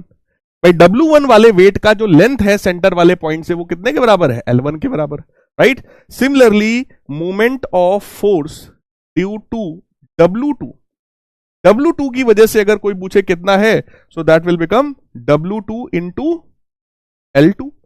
W2 और L2 का जो प्रोडक्ट है वो हो जाएगा, है ना? और moment of force due to W3 अगर कोई पूछे, तो W3 जो है वो देखो उसका कितना होगा, W3 मल्टीप्लाइड बाई L3, यानी फोर्स इनटू परपेंडिकुलर डिस्टेंस। यहां पर एक बात ध्यान रखना, हमेशा जब भी इस तरह से लिखोगे तो आप यहां ब्रैकेट में लिखोगे जरूर कि वो कैसा है। तो ये कैसा है भैया मूवमेंट? क्लॉकवाइज। ये भी कैसा है बेटा? क्लॉकवाइज। जबकि अगर मैं W3 के लिए आपसे पूछूं, W3 पर अगर कोई बैठेगा तो वो नीचे ले जाएगा, एंटी क्लॉकवाइज घुमाएगा, तो वहां पर अपने को लिखना पड़ेगा कि this is anti clockwise. Anti clockwise, बोलो यार, एंटी क्लॉकवाइज। क्या ये बात समझ में आ रहा है? क्या ये बात समझ में आ रहा है? Anti clockwise, right? अब मेरे प्यारे बच्चों, प्रिंसिपल ऑफ मूवमेंट्स ये कहता है कि net clockwise movement is equal to net anti clockwise movement. तो अपने को कंडीशन यहां क्या बनाना चाहिए? W1 L1 plus W2 L2 that should be equal to W3L3। Check कर लो, क्या ये बात समझ में आई आप सभी को? क्या ये बात सभी को समझ में आ गई भैया? According to principle of moments, यहां पे लिख दें हम, यहां पे मैं लिख दूं according to principle of moments, net clockwise movement is equal to net anti clockwise movement. Clockwise movement में देखो दो लोग हैं, W1L1 प्लस W2L2, और एंटी क्लॉकवाइज में एक ही है, W3L3। क्या ये बात एकदम क्रिस्टल क्लियर है ना? बहुत बढ़िया। चलो अब आ गया हमारे सामने एक बहुत ही खूबसूरत सा क्वेश्चन है ऑन अ सीसॉ। सीसॉ मतलब यही वाला झूला जिसमें बंदरिया लोग झूल रही थी। Two children of masses 30 kg and 50 kg are sitting on one side at a distance of 2 meter and 2.5 meter। ये सीसॉ मान लो झूला है, इस पॉइंट पर मान लो ये फिक्स्ड है, राइट। और दो लोग बैठे हैं भैया, एक यहां पर है और एक यहां पर है। इनकी डिस्टेंस है 2 मीटर, राइट, और इनकी जो डिस्टेंस है वो है 2.5 मीटर, कुछ इस तरीके से। 30 kg एंड 50 kg, तो ये है 30 kg और ये है 50 kg। हमसे कह रहे हैं where should a man of mass 74 kg sit to balance it. कह रहे हैं कि 74 किलो का अगर एक आदमी को बैठालना है तो किधर बैठा लें। देखो एक बात तो क्लियर है कि अगर उनको भी इधर ही बैठाल दोगे तब तो ये नीचे ही गिर जाएगा, तो ऑब्वियस है उनको इधर कहीं पर बैठालना पड़ेगा। 74 kg के ये भाई साहब हैं, इनको इधर कहीं पर हमें बैठालना पड़ेगा, राइट। लेट अस सपोज कितनी दूरी पर बैठाला हमने, तो x दूरी पर बैठाला। यही x की वैल्यू हमें बताना है, यही x की वैल्यू मेरे प्यारे बच्चों हमें बताना है। तो यहां पर हम लोग कौन सा प्रिंसिपल यूज करेंगे? ठीक है, यहां पर हम लोग यूज करेंगे according to principle of movements. Principle of movements कहता है कि net clockwise, tau clockwise should be equal to tau anti clockwise. Clockwise movement और एंटी क्लॉकवाइज मूवमेंट को आपस में बराबर करना चाहिए। क्लॉकवाइज मूवमेंट देने वाले कौन लोग हैं बेटा? दो लोग हैं, पहले ये 30 kg वाले, दूसरे हैं 50 kg वाले, राइट। लेकिन एक बात यहां कंसेप्ट वाली एक बात समझना, ये जो kg है ना, ये मास है, ये ऑब्जेक्ट का मास है, this is not force. Force क्या होता है? ऑब्जेक्ट का वेट, और वेट कितना होता है? mg के बराबर। वेट कितना होता है बेटा? mg के बराबर। तो हमें सभी का वेट निकालना पड़ेगा, तब जाकर हम टॉर्क कैलकुलेट कर पाएंगे। तो टॉर्क का फॉर्मूला क्या होता है भैया? Force into perpendicular distance. तो इनका जो वेट हो जाएगा, जरा सोचो, क्या वो 30g हो जाएगा? वेट कितना होगा भैया? 30 मल्टीप्लाइड बाई स्मॉल जी, तो 30g इनका क्या है? वेट है। तो ये हुआ फोर्स, और इनकी डिस्टेंस बेटा कितनी है? 2 मीटर की, प्लस इनका कितना है? 50 kg इनका मास है, g मल्टीप्लाई करेंगे तो वेट होएगा, और उसमें भी डिस्टेंस हम मल्टीप्लाई करेंगे तो 2.5 हो जाएगा। यहां पर 74 kg इनका मास है, g मल्टीप्लाई करेंगे तो वेट होगा यानी फोर्स बनेगा, और इसमें परपेंडिकुलर डिस्टेंस हमारा कितना हो जाएगा? x के बराबर, राइट, x के बराबर। तो मैं पोल आपको दे रहा हूं, सभी लोग पोल पर आंसर करेंगे, सभी लोग पोल पर आंसर करेंगे, राइट। तो ये कितनी वैल्यू आ जाएगी भैया? This will become 60g and this will become 75, नहीं 1.25, नहीं, कितना बनेगा ये? 50 into 0.5, 125 g is equal to 74 into g into x. तो इन दोनों को ऐड कर देंगे, 185g is equal to 74g into x. G से जी कैंसिल होगा, x की वैल्यू आएगी 185 डिवाइडेड बाई 74, 185 अपॉन 74 करेंगे तो आंसर विल बिकम 2.5 मीटर के बराबर। तो answer is 2.5 metre on other side. ठीक है। इस वाले फिक्स पॉइंट के दूसरे साइड में हम 74 केजी वाले पर्सन को बैठा लेंगे, यानी कि मेरे प्यारे बच्चों ए ऑप्शन बिल्कुल सही है। ऑलमोस्ट 73% बच्चों ने बिल्कुल सही जवाब दिया है। हमजा ने, अर्श ने, ये अब्दुल्ला, जफर साहब हैं, अलग सर भी हैं, ये सभी लोगों ने बिल्कुल सही जवाब, एकदम फास्ट जवाब दिया है। राइट है क्या? समझ में आया क्या? क्लियर है क्या? बोलो यार, क्लियर है क्या? हाँ, क्लियर है क्या? फटाफट बताओ। चलो अगला क्वेश्चन, नेक्स्ट क्वेश्चन। अगला क्वेश्चन है, uniform metre rod is balanced at 70 centimetre mark by suspending a weight of 650 gram force. Uniform metre rod मतलब 100 सेंटीमीटर का रॉड है, इसको बैलेंस किया गया है 70 सेंटीमीटर पर। 70 सेंटीमीटर वाले पॉइंट पर इस रॉड को बैलेंस किया गया है, mark by suspending a weight of 50 gram force at 40 centimetre mark. 40 centimetre पे 50 ग्राम, तो ये 70 है तो यहां कहीं पे 40 रहा होगा। 40 सेंटीमीटर पर हमने 50 ग्राम फोर्स का एक वेट लगाया है और 200 ग्राम फोर्स का लगाया है 95 पर, तो यहां कहीं पर 95 सेंटीमीटर रहा होगा, पर हमने लगाया है 200 ग्राम फोर्स का कोई वेट। ठीक है, draw a diagram of arrangement and calculate the weight of the metre rod. इस मीटर रॉड का वेट अपने को बताना है और डायग्राम बनाना है। तो मान लो मीटर रॉड ये था हमारा AB रॉड था, ठीक है। AB रॉड जो है वो बैलेंस हुआ तुम्हारा इस वाले पॉइंट पर, इस वाले पॉइंट पर। जरा सोचो, अगर ये रॉड है तो इस रॉड का कुछ ना कुछ वेट तो होगा, रॉड का कुछ ना कुछ वेट तो होगा, और जो वेट होगा वो कहां पर लगेगा बेटा? फटाफट बताओ सब लोग। अगर कोई एक रॉड है 100 सेंटीमीटर का है, उसका जो भी वेट है वो वेट किस पॉइंट पर लगेगा? तो आप लोग शायद जानते हो, वेट हमेशा इसके मिडिल पॉइंट पर लगता है। तो ये 40 है तो यहां कहीं पे 50 सेंटीमीटर रहा होगा। इसी 50 सेंटीमीटर पर ऑब्जेक्ट का वेट लगेगा, वेट लगेगा, राइट।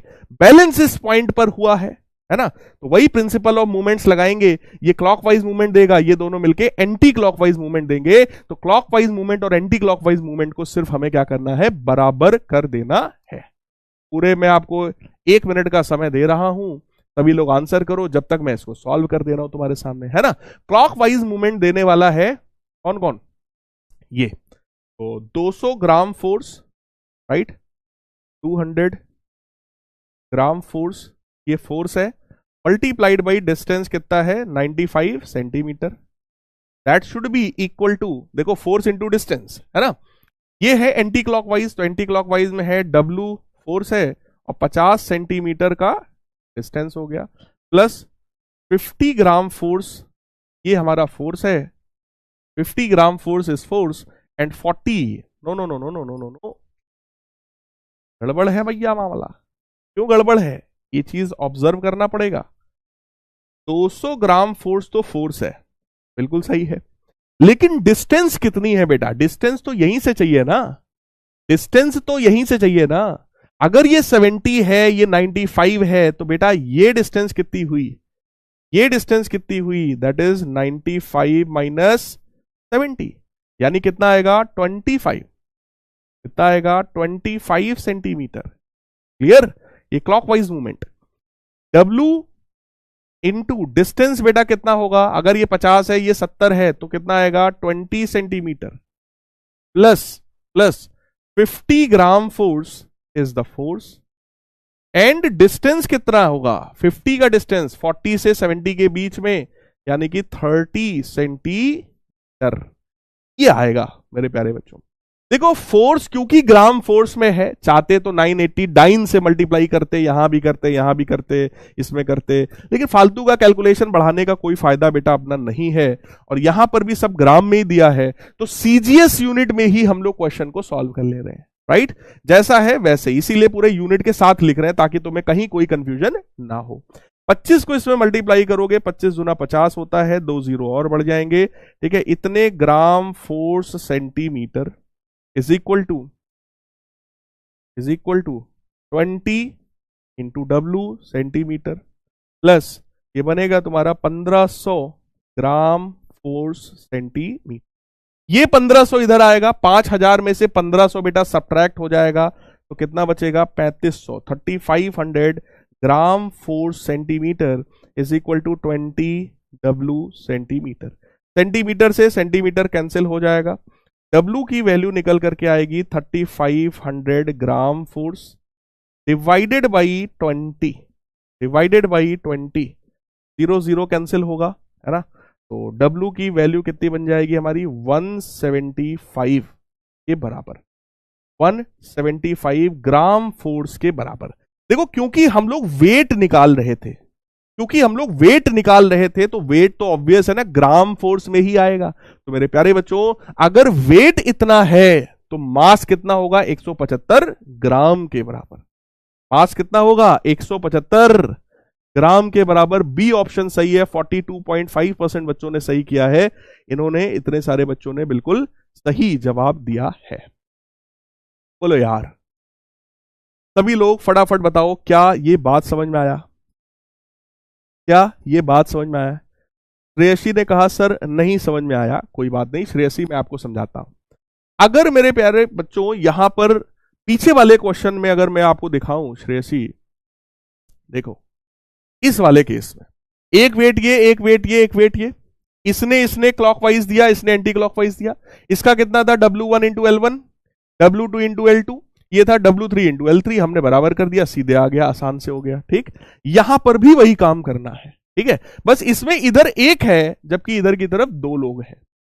अब आप देखो इनका फोर्स कितना है 200 gram force, that is force.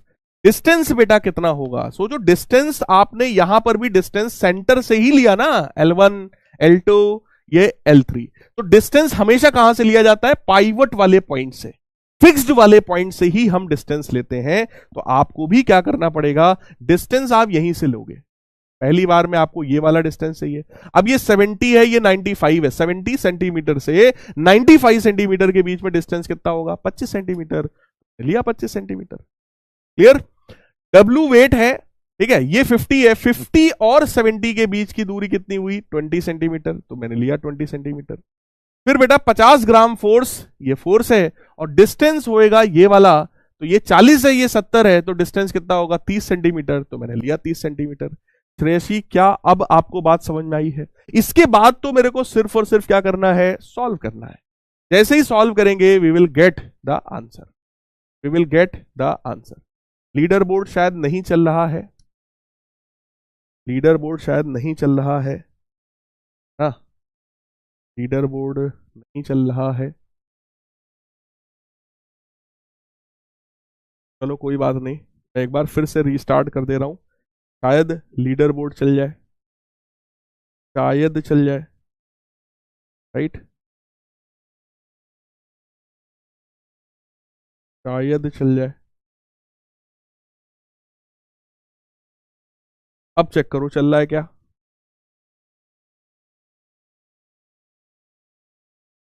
नहीं अभी नहीं आ रहा है, चलो कोई बात नहीं चेक करवा देंगे। ठीक है, 175 gram is the right answer. यहां पर मैंने आपको सोल्यूशन भी दे दिया है, विद डायग्राम दे दिया है, राइट है क्या। फटाफट यार जरा चैट बॉक्स में एक बार आग लगा दो अगर पूरी बात समझ में आई है, SPOP लिख दो अगर पूरी बात समझ में आई है, फटाफट एक बार जल्दी से। रेसी को समझ में आ गया, क्या बात है, वेरी गुड वेरी गुड। अब सेंटर ऑफ ग्रेविटी की बात करते हैं। देखो किसी भी बॉडी में, किसी भी बॉडी का वो पॉइंट जहां पर पूरे बॉडी के वेट को हम कंसंट्रेटेड मान सकते हैं उसको कहा जाता है सेंटर ऑफ ग्रेविटी। पूरी बॉडी का वो पॉइंट जहां पर उसके वेट को हम कंसंट्रेटेड मान सकते हैं उसको कहा जाता है सेंटर ऑफ ग्रेविटी, राइट। जिस पॉइंट पर पूरी बॉडी के वेट को कंसंट्रेटेड माना जाए उसको बोलेंगे सेंटर ऑफ ग्रेविटी। और मैं आपको बताऊं ट्रिपल एस वाला पॉइंट क्या है, ट्रिपल एस वाला पॉइंट क्या है, ट्रिपल एस वाला पॉइंट है कि सेंटर ऑफ ग्रेविटी पर नेट टॉर्क हमेशा 0 होता है। तो net torque at centre of gravity is always 0, net torque at centre of gravity is always 0। Centre of gravity के अबाउट नेट टॉर्क हमेशा कितना होगा? 0। अगर नेट टॉर्क 0 है तो जरा आप लोग यहां पर चेक करो, पढ़ो क्या लिखा है। Centre of gravity of a point is the point about which algebraic sum of the moments of weight of all particles constituting the body is 0। यानी कि ये वो पॉइंट है जिस पॉइंट के about net torque due to all other particles is 0। ऐसा मानो कि जैसे ये एक पूरी बॉडी है, ठीक है, ये बॉडी में बहुत सारे छोटे छोटे पार्टिकल्स होंगे, छोटे छोटे एटम्स होंगे, है ना, पार्टिकल्स मान लो कि ये जो बॉडी है वो ढेर सारे पार्टिकल्स से मिलकर के बनी हुई है। जो पार्टिकल्स आपके सामने हैं, W1 पहले का वेट है, W2 दूसरे का है, W3 है, W8 है, 4 है, 5 है, 6 है, 7 है, राइट। तो इस तरह के 8 पार्टिकल्स हमने अज्यूम किया। मान लो पूरी जो बॉडी है वो 8 पार्टिकल्स से मिलकर के बनी है। इस बॉडी के 8 पार्ट्स हैं छोटे छोटे, राइट। हर एक पार्ट का अपना अपना वेट होगा। हर एक पार्ट यहां पर या तो क्लॉकवाइज घुमाने की कोशिश करेगा या तो एंटी क्लॉकवाइज घुमाने की कोशिश करेगा, राइट।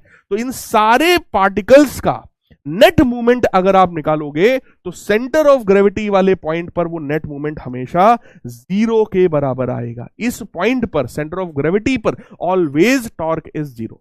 सेंटर ऑफ ग्रेविटी को हम लोग G से डिनोट करते हैं। It is denoted by capital G, centre of gravity, right. तो यहां पे लिखा हुआ है entire weight of the body can be considered to act at this point howsoever the body is placed. Body कैसे भी रखी हो, ऐसा लगेगा कि बॉडी का सारा वेट उसके सेंटर पर कंसंट्रेटेड है। Whole weight of the body is assumed to be concentrated at that point.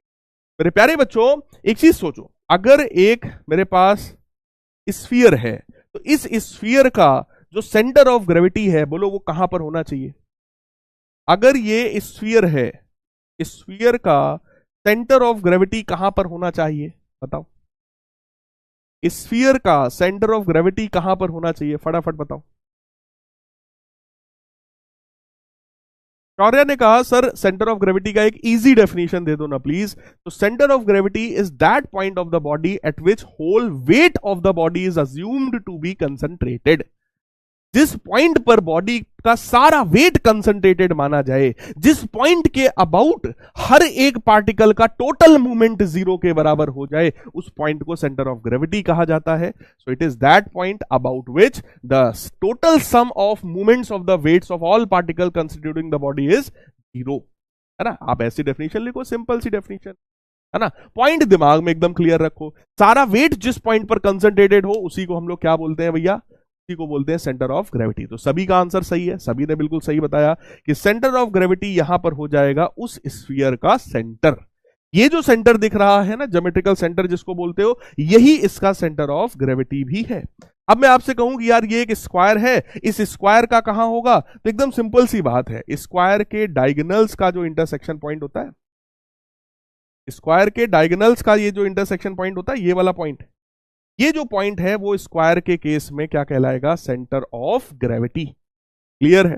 Clear है। तो यहां पर देखो सबसे पहला पॉइंट क्या है? Position of centre of gravity of a given mass depends on its shape. कह रहे हैं सेंटर ऑफ ग्रेविटी जो है वो उस ऑब्जेक्ट के शेप पर डिपेंड करता है, यानी कि डिस्ट्रीब्यूशन ऑफ मास पर डिपेंड करता है। यानी कि अगर कोई एक रॉड है, कोई मान लो इस तरह का रॉड है, क्लियर, इस तरह का बेटा रॉड है, तो इस अगर ये एक यूनिफॉर्म रॉड है, अगर ये एक यूनिफॉर्म रॉड है, यूनिफॉर्म रॉड का मतलब इस पूरे रॉड की जो डेंसिटी है वो सेम है, यानी कि पूरा का पूरा रॉड सेम मटेरियल का बना हुआ है, तो इसका जो सेंटर ऑफ ग्रेविटी है वो इसके मिड पॉइंट पर होगा, मिड पॉइंट पर होगा।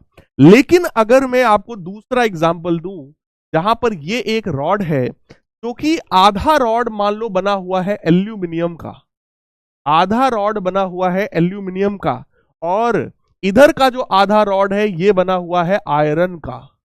एल्यूमिनियम का रॉड है और आधा बना हुआ है आयरन का। अब अगर कोई आपसे कहे कि यार सेंटर ऑफ ग्रेविटी किधर होगा, तो मैं आपको एक पॉइंट बता रहा हूं, सेंटर ऑफ ग्रेविटी हमेशा हैवी मास की तरफ होता है। सेंटर ऑफ ग्रेविटी हमेशा हैवी मास या हैवी वेट की तरफ होता है। जिधर की तरफ वेट बढ़ेगा सेंटर ऑफ ग्रेविटी भी उधर की ही तरफ होगा। यानी कि इस रॉड में अब जो सेंटर ऑफ ग्रेविटी है वो आयरन की तरफ शिफ्ट हो जाएगा, इधर कहीं पर होगा। अब चेक करो, ये मिड पॉइंट पर नहीं है, क्लियर। तो अगर यूनिफॉर्म रॉड है मिडिल पॉइंट पर होगा, और अगर यूनिफॉर्म ना हो, नॉन यूनिफॉर्म रॉड हो जाए, नॉन यूनिफॉर्म रॉड हो जाए मेरे प्यारे बच्चों, इस बार वो हैवी वेट की तरफ शिफ्ट हो जाएगा।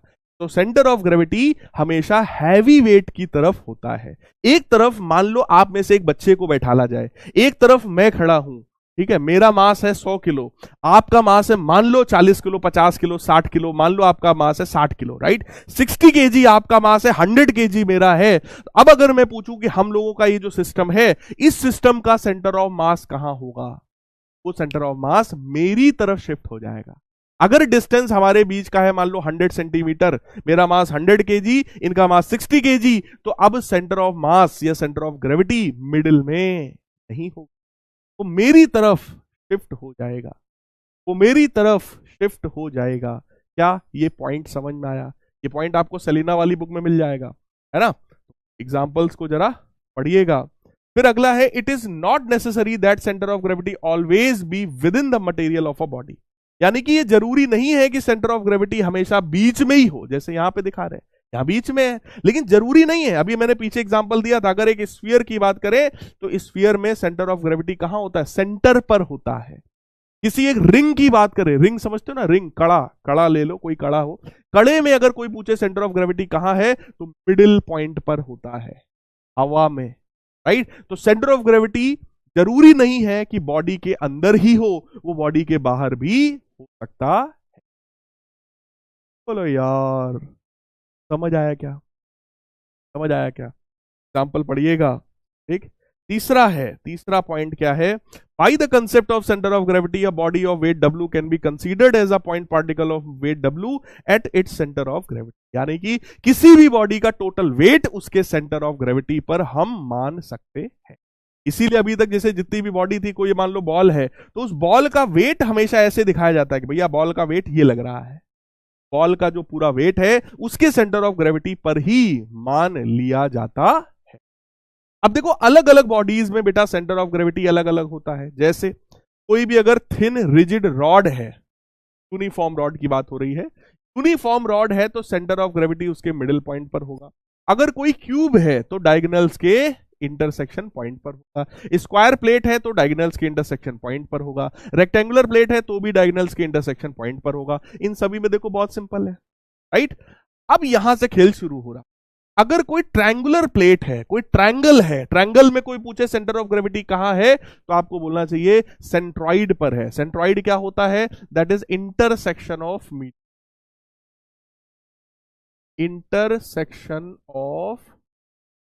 इंटरसेक्शन ऑफ मीडियंस, यानी कि मीडियंस के इंटरसेक्शन पॉइंट पर होता है। मीडियन समझते हो ना? मीडियन समझते हो ना? किसी भी ट्रायंगल में आप इस वर्टेक्स को अपोजिट वाली साइड के मिडिल पॉइंट से अगर मिलाएंगे तो ये लाइन मीडियन कहलाती है। ऐसे ही देखो, ये वर्टेक्स है, ये सामने वाली साइड है, इसका मिडिल पॉइंट ये है, ये क्या कहलाता है? मीडियन कहलाता है, ठीक है। ऐसे ही ये क्या कहलाता है? मीडियन। ये भी मिडिल पॉइंट हो गया इस साइड का, राइट। तो ये मीडियन है, मीडियन को G से डिनोट करते हैं हम लोग। क्लियर है बेटा? राइट। अब किसी भी सॉलिड सिलेंडर में आप देखो एकदम मिडिल पॉइंट पर है, ऊपर से L/2, नीचे से भी L/2 है। सर्कुलर डिस्क है, सेंटर पे है। थिन सर्कुलर रिंग है, सेंटर पे है। हॉलो डिस्क है, सेंटर पे है। सेमी सर्कल है। रिंग वाले केस में देखो आसान है। अगर डिस्क की बात किया जाए, वो भी आधे डिस्क की बात किया जाए, सेमी सर्कुलर डिस्क की अगर बात किया जाए, तो आप देख सकते हैं सेंटर ऑफ ग्रेविटी ऊपर की तरफ है। देखो, डिस्क है ना बेटा, डिस्क का मतलब समझते हो? डिस्क का मतलब ये अंदर वाला इस एरिया भी कंसीडर्ड है। प्लेट जिसको बोलते हैं, आधा प्लेट है ये, है ना। अंदर वाला एरिया भी कंसंट्रेटेड, मतलब भी कंसीडर्ड है। तो इसका जो सेंटर ऑफ ग्रेविटी है वो यहां कहीं पर होगा। इसकी जो दूरी है नीचे से, ये वाली जो दूरी है, वो 4r/3 पाई होती है। क्लास 11th में जब आओगे तो इसको डिराइव करवाऊंगा, पूरा डेरिवेशन बताऊंगा अभी, लेकिन वो डेरिवेशन आपको नहीं बता सकते क्योंकि उस डेरिवेशन में इंटीग्रेशन यूज होता है जो कि आप लोगों ने अभी तक पढ़ा नहीं है और आपके लेवल से बाहर है। बोलो यार, बोलो यार। टुकू साहब बेचारे मुंह बनाए एक किनारे बैठे हुए हैं, कह रहे हैं सर जी क्या इतना कठिन कठिन बता रहे हो। टुकू लाल साहब बहुत कठिन नहीं है, ये कुछ डायरेक्ट रिजल्ट्स हैं जो आपको सीधे सीधे याद करने हैं। आप एज इट इज याद कर लीजिए अभी फिलहाल। जब आप डुग्गू लाल साहब बड़े हो जाएंगे तो ये डेरिवेशन मैं कराऊंगा, आप काहे टेंशन ले रहे हो, है ना। तो अब डुग्गू लाल साहब थोड़ा थोड़ा समझ रहे हैं कि ये बातें सिर्फ क्या करनी है, ये सिर्फ इनको अभी लिख लेना है कॉपी पर, राइट। थोड़ा सा याद कर लेना है अगर याद कर पाओ तो, राइट, इससे ज्यादा नहीं। इसके डेरिवेशन में या ये 4r/3π कहां से आया, है ना, इसके लिए कोई टेंशन लेने की जरूरत डुग्गू लाल साहब को नहीं है। किसी भी सेमी सर्कुलर रिंग में कहां होता है, 2r/π पर होता है, ठीक है। थिन हॉलो सिलेंडर, खोखला सिलेंडर है तो भी मिडिल पॉइंट पर है। सॉलिड कोन अगर है, ध्यान से देखो ये इंपॉर्टेंट है दोनों, अगर कोई कोन है सॉलिड है तो उसका ये देखो यहां कहीं पर है, ऊपर से डिस्टेंस है 3l/4 तो नीचे से डिस्टेंस हो जाएगी l/4, राइट। हॉलो कोन अगर है तो खोखला कोन अगर है बेटा तो ऊपर देखो कहां पर है, 2l/3 पर है, ऊपर से 2l/3 तो नीचे से l/3 पर हो गया। अब आप लोगों को यह बताना है सॉलिड कोन में नीचे से l/4 पर है, ठीक, और हॉलो कोन में नीचे से l/3 पर है। बेटा इसमें सेंटर ऑफ ग्रेविटी नीचे था या इसमें नीचे था, ये आपको बताना है। इसमें नीचे से डिस्टेंस है l/4, इसमें है l/3। l/4 छोटा है या l/3 छोटा है, ये आपको बताना है। दोनों में से किस केस में सेंटर ऑफ ग्रेविटी नीचे था, ये आपको बताना है। इस पर क्वेश्चन आईआईटी के एग्जाम में आ चुका है, सोचो आईआईटी के एग्जाम में पूछा गया क्वेश्चन। फटाफट बताओ, फटाफट बताओ मेरे प्यारे बच्चों, फटाफट बताओ। l/4 नीचे है या l/3 नीचे है, कौन सा नीचे है, l/4 नीचे था। यानी कि जब सॉलिड कोन की बात करोगे तो सेंटर ऑफ ग्रेविटी नीचे था क्योंकि वेट ज्यादा नीचे था, और जब आप बात करेंगे हॉलो कोन तो सेंटर ऑफ ग्रेविटी नीचे से थोड़ा ऊपर की तरफ शिफ्ट हो गया, खिसक गया। बाकी स्फीयर में देखो, सॉलिड स्फीयर है सेंटर पे है, सॉलिड हेमी स्फीयर अगर है तो 3r/8 पर है, और हेमी स्फेरिकल शेल है तो r/2। ये जो स्लाइड है ये पूरी स्लाइड अपनी कॉपी पर आप लोग बनाएंगे, ठीक है, थोड़ा थोड़ा सा दिमाग में रखने की कोशिश करेंगे। ये सारी चीजों का डेरिवेशन आप लोग को क्लास 11 में करवाया जाएगा, तो कोई टेंशन लेने वाली बात नहीं है। Try to memorise these data, अभी आप सिर्फ मेमोराइज करो, दैट्स इट। फिर वो कह रहे हैं कि सेंटर ऑफ ग्रेविटी वाला जो पॉइंट होता है ना, उस पॉइंट पर आप बॉडी को बैलेंस कर सकते हो। जैसे इस पेन को देखो, इस पेन को देखो, ये जो पेन है ना, ये जो पेन है ना, ये पेन बेटा ऐसा है, ये पेन देखो ऐसा है कि इसका वेट मेरे से राइट साइड में अगर आप देखेंगे तो इसका वेट ज्यादा है, इधर की तरफ वेट ज्यादा है। देखो पेन आपको साफ साफ दिख रहा है, सबको दिख रहा है ना, इधर की तरफ वेट ज्यादा है, इधर की तरफ वेट कम है, क्योंकि इधर पतला है, इधर ये पेन भारी है, इधर हैवी है। तो अगर कोई सोचे कि इसको मैं यहां सेंटर पे बैलेंस कर लूंगा तो सेंटर पे कभी बैलेंस नहीं होगा, जैसे ही छोड़ोगे खट से नीचे गिर जाएगा। ये इधर कहीं पर बैलेंस होगा, यानी कि हमें इसका सेंटर ऑफ ग्रेविटी ना पड़ेगा। इस पेन का सेंटर ऑफ ग्रेविटी इधर कहीं पर होगा, राइट, मिडिल पॉइंट से थोड़ा सा इधर कहीं पर होगा। अगर हम लोग इसको ढूंढ पाएंगे बैलेंस हो जाएगा। ये देखो बैलेंस हो गया, चेक करो। क्या ये जो पॉइंट है जहां पर ये पेन बैलेंस हुआ है, क्या ये पॉइंट मिडिल पॉइंट है? नहीं, ये मिडिल से थोड़ा सा हैवी मास की तरफ शिफ्ट हो गया है। तो किसी भी ऑब्जेक्ट को आप उसके सेंटर ऑफ ग्रेविटी पर बैलेंस कर सकते हो। क्या ये बात समझ में आई? क्या ये छोटा सा प्रैक्टिकल समझ में आया? अगर इस पेन को बैलेंस करना है तो हमें इसके सेंटर ऑफ ग्रेविटी को ढूंढना पड़ेगा। बोलो यार, ये पेन यूनिफॉर्म नहीं है, this pen is not uniform. यहां पर यही पॉइंट लिखा है, solid body can be balanced by supporting it at its centre of gravity. किसी भी सॉलिड बॉडी को उसके सेंटर ऑफ ग्रेविटी पर सपोर्ट करके हम बैलेंस कर सकते हैं, ठीक है। तो अब आ जाइए जरा क्वेश्चन की बात करते हैं। क्वेश्चन है centre of gravity of a uniform ball is, कोई भी एक यूनिफॉर्म बॉल अगर है तो उस बॉल का सेंटर ऑफ ग्रेविटी कहां पर होता है? At its geometrical centre, at bottom, at top most point, या at any point on its surface? बताओ बताओ बताओ बताओ बताओ, एक बड़ी अच्छी बात बताएंगे आपको। हाँ, एक बच्चे ने पूछा सर डुग्गू लाल का सेंटर ऑफ ग्रेविटी कहां है, अभी बताएंगे, पहले इसका आंसर करो, आंसर करो।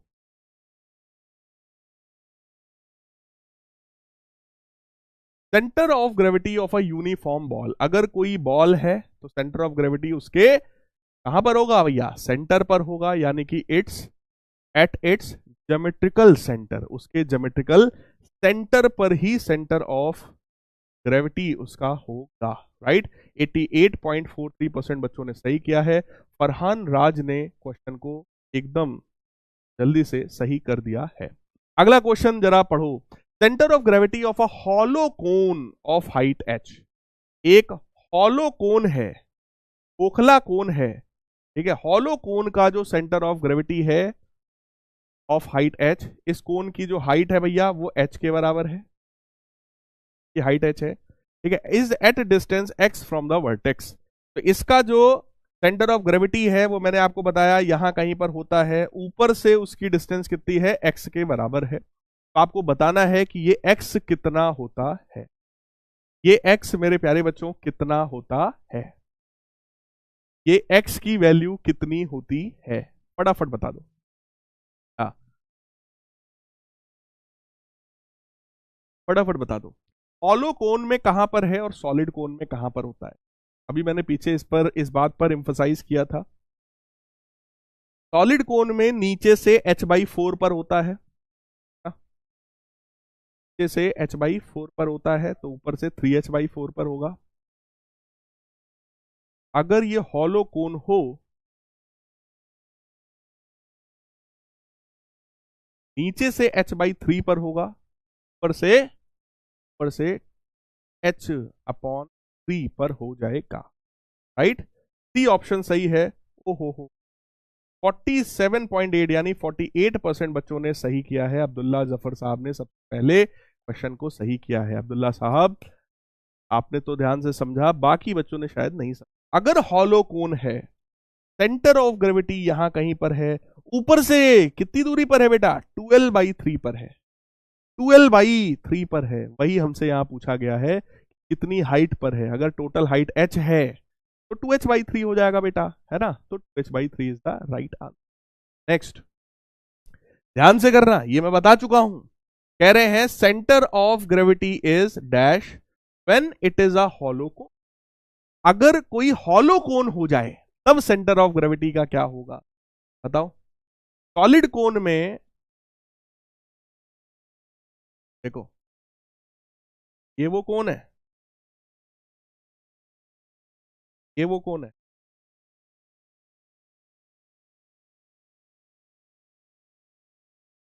एक कोन, एक को मैं सॉलिड दिखाऊं। सॉलिड में सेंटर ऑफ ग्रेविटी यहां कहीं पर होती है, ठीक है, नीचे से जो हाइट है वो h/, जबकि हॉलो में वो यहां कहीं पर होती है, नीचे से जो हाइट उसकी है वो इस बार कितनी है? h/3। ये कम होता है, ये ज्यादा होता है। राइट, अगर कोई हॉलो कोन है, सेंटर ऑफ ग्रेविटी जो है वो h/4 से ऊपर खिसक के h/3 पर आ जाएगी।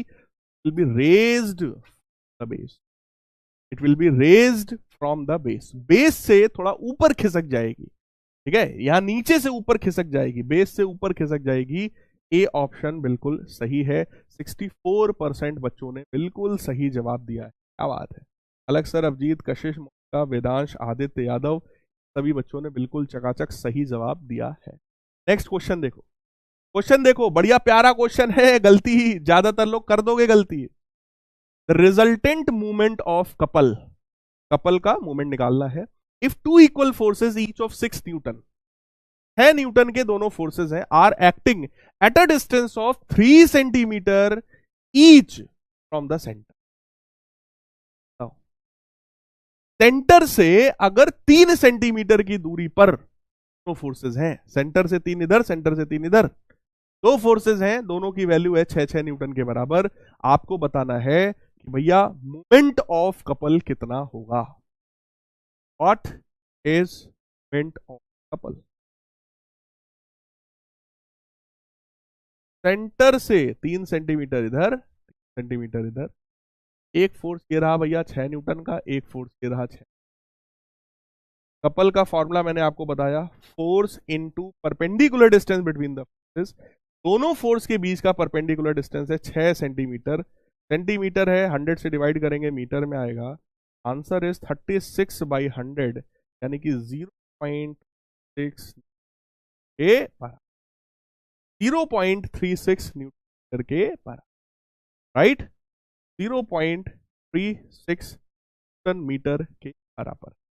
मैक्सिमम बच्चों ने 36 कर दिया। बेटा 36 तब होता ना जब ये मीटर में होता, ये किस में दिया हुआ है? सेंटीमीटर में। अगर सेंटीमीटर में है और ये न्यूटन में है तो भैया मीटर में तो कन्वर्ट करना पड़ेगा, है ना। तो आपको क्या करना चाहिए था, इसमें 100 का डिवाइड करना चाहिए।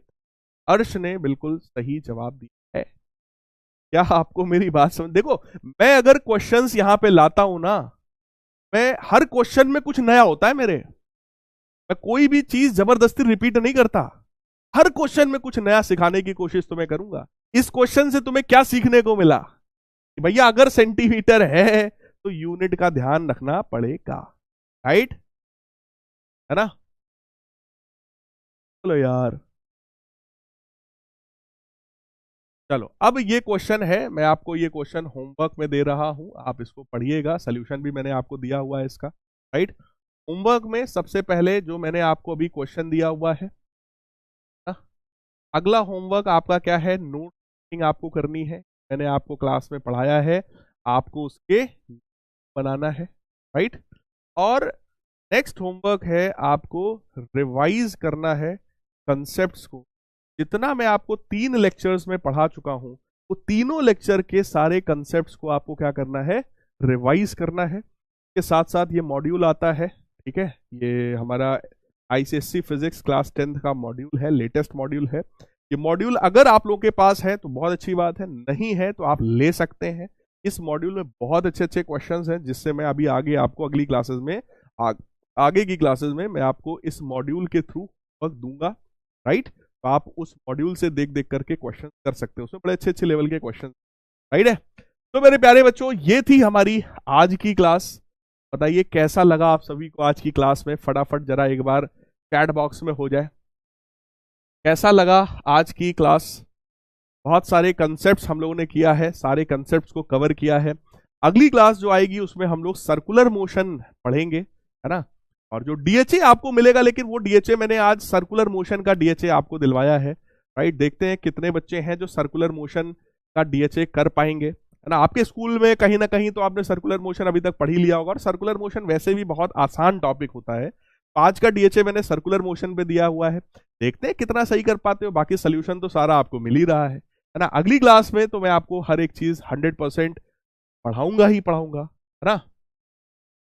हाँ, एक बच्चा कह रहा सर जी एक गाना सुना दीजिए। अच्छा, जाते जाते चलो मैं एक गाना सुना देता हूँ। चाहे जो तुम्हें पूरे दिल से मिलता है वो मुश्किल से, ऐसा जो कोई कहीं है, बस वो ही सब से हंसी है, हाथ को थाम लो। भैया ये सब थामो वामो मत, कुछ भी नहीं करने का, राइट। मिलेंगे हम लोग हाँ, मिलेंगे हम लोग अगली क्लास में। तब तक के लिए goodbye, take care, love you all, god bless. लगे रहो भाई। डाउट्स का अभी मैं आपके आंसर कर रहा हूं, राइट, परेशान मत होइए आप लोग। और लेक्चर की रेटिंग जरूर कर देना भाई साहब।